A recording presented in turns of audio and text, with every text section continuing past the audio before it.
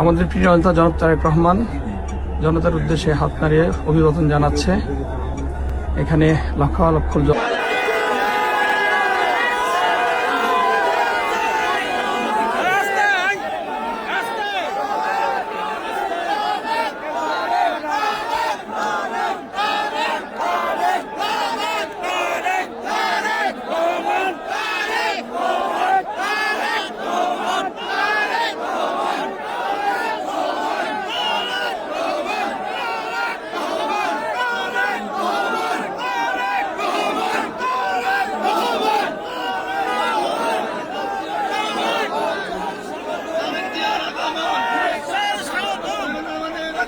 শুভেচ্ছার স্বাগতম শুভেচ্ছার স্বাগতম শুভেচ্ছার স্বাগতম